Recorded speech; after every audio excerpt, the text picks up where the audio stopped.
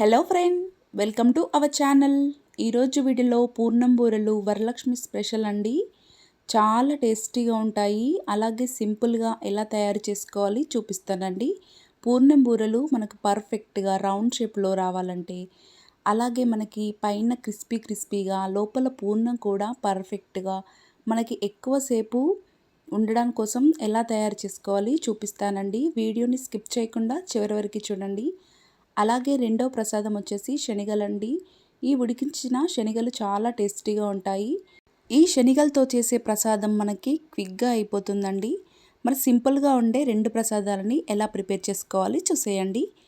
ఒక బౌల్ తీసుకొని ఒక కప్పు నిండా మినపప్పును తీసుకుంటున్నానండి. అదే కప్పుతో సేమ్ రైస్ని తీసుకుంటున్నాను.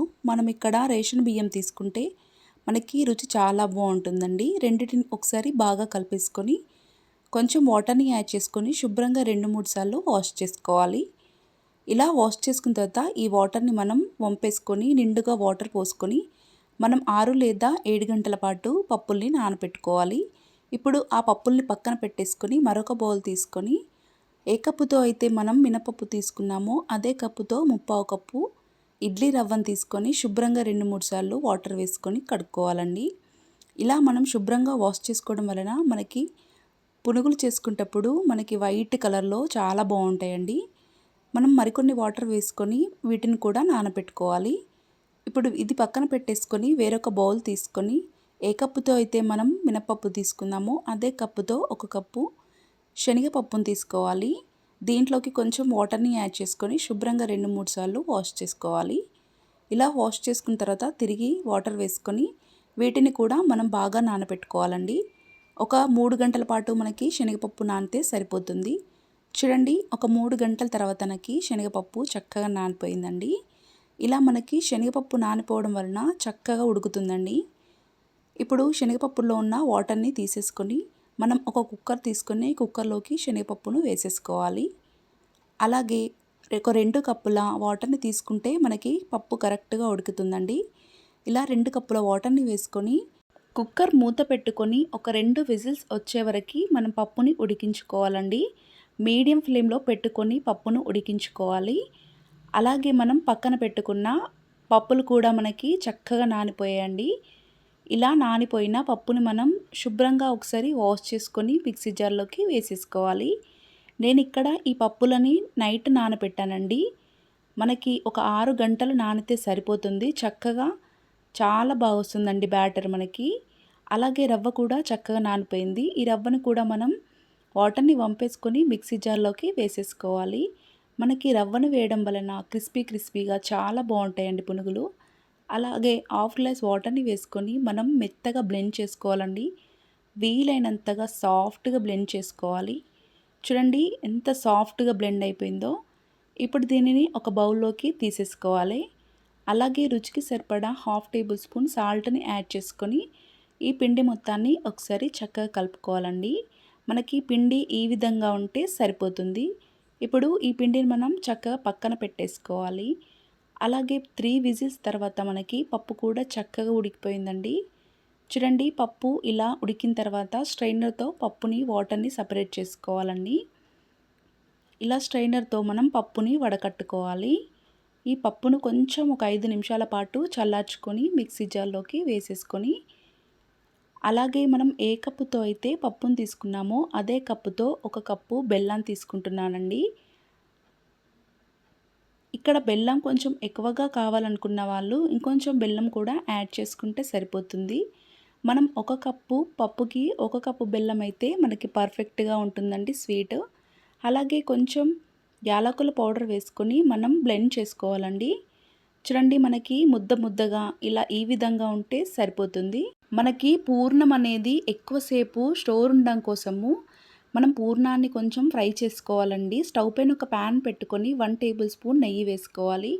నెయ్యి కొంచెం హీట్ అయిన తర్వాత పూర్ణాన్ని కొంచెం వేసుకొని మనం లో ఫ్లేమ్లో పూర్ణాన్ని దగ్గరకు వచ్చే వరకు కొంచెం ఉడికించుకోవాలండి. ఇలా పూర్ణాన్ని కొంచెం ఉడికించుకోవడం వలన మనకి చాలా రుచిగా ఉంటుంది. అలాగే పూర్ణం అనేది మనకి ఎక్కువసేపు అలాగే ఉంటుంది.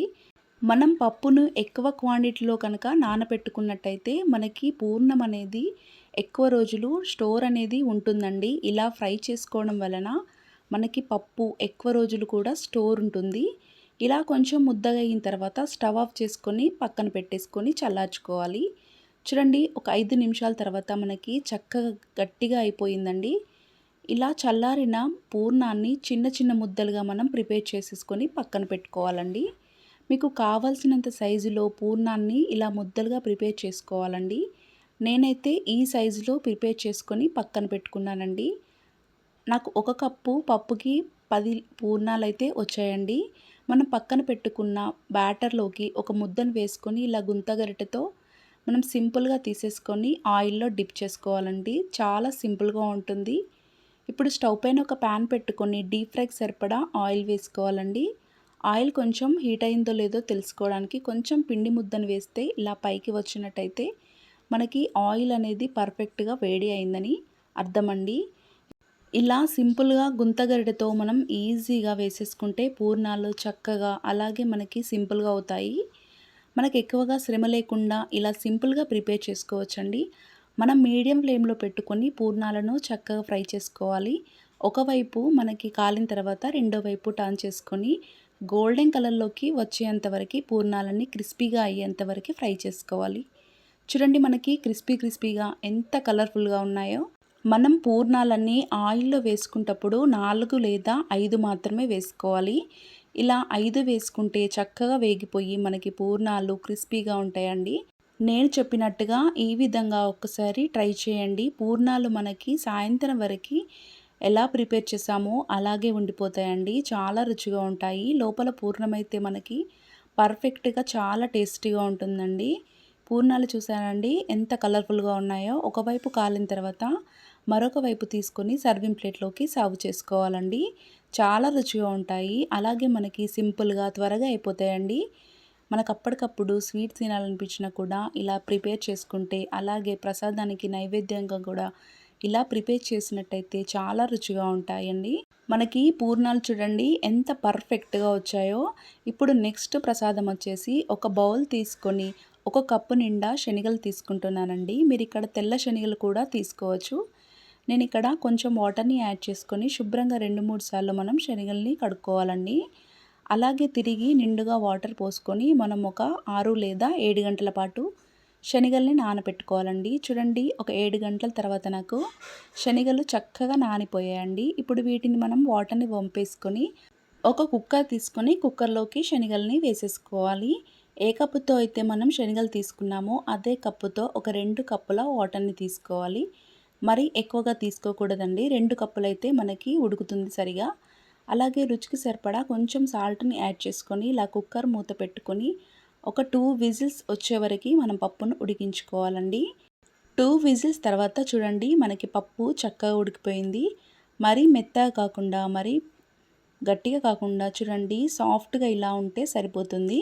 ఇప్పుడు ఉడికించిన శనగల్ని మనం స్ట్రైన్ చేసుకోవాలండి. వాటర్ని సపరేట్ చేసుకోవాలి.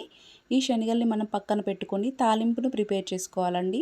స్టవ్ పైన ఒక ప్యాన్ పెట్టుకొని 3 టేబుల్స్ వరకు ఆయిల్ వేసుకోవాలి. శనగపప్పు, మినపప్పు, 1/2 టేబుల్ స్పూన్ జీలకర్ర, ఆవాలు వేసుకొని కొంచెం ఫ్రై చేసుకోవాలి. ఇలా ఫ్రై అయిన తర్వాత సన్నగా కట్ చేసిన పచ్చిమిర్చి ముక్కలు, అలాగే తుంచుకున్న 4-5 ఎండుమిర్చి ముక్కలు వేసుకొని వీటిని మనం దోరగా ఫ్రై చేసుకోవాలండి. ఇలా ఫ్రై అయిన తర్వాత సన్నగా కట్ చేసుకున్న కొంచెం కొత్తిమీర అలాగే కరివేపాకు వేసుకొని వీటిని కూడా కొంచెం ఫ్రై చేసుకోవాలి. ఇలా ఫ్రై అయిన తర్వాత 1/2 టేబుల్ స్పూన్ పసుపు వేసుకొని మరొకసారి చక్కగా కలుపుకోవాలండి. ఇలా తాలింపు ప్రిపేర్ అయిన తర్వాత మనం పక్కన పెట్టుకున్న శనగల్ని వేసేసుకొని తాలింపు మొత్తం శనగలకి పట్టించేంత వరకు చక్కగా కలుపుకోవాలి. అలాగే రుచికి సరిపడా కొంచెం సాల్ట్ని యాడ్ చేసుకొని మరొకసారి బాగా కలుపుకోవాలండి. అంతేనండి, మనకి టైం లేనప్పుడు క్విక్గా ఇలా సింపుల్గా ఉండే శనగల ప్రసాదాన్ని మనం ప్రిపేర్ చేసినట్టయితే చాలా రుచిగా ఉంటాయండి. తప్పకుండా ఒకసారి ట్రై చేయండి. అలాగే పూర్ణం బూరెలు, శనగల ప్రసాదం మీకు ఎలా కుదిరిందో కూడా కామెంట్ చేయండి. చాలా సింపుల్గా ఉండే పూర్ణం బూరెలు అలాగే శనగల్ని ఒక్కసారి తప్పకుండా ట్రై చేయండి. అలాగే నా ఛానల్ని ఫస్ట్ టైం విజిట్ చేసినట్టయితే లైక్ చేయండి, అలాగే షేర్ చేయండి, సబ్స్క్రైబ్ చేసుకోండి. Thanks for watching.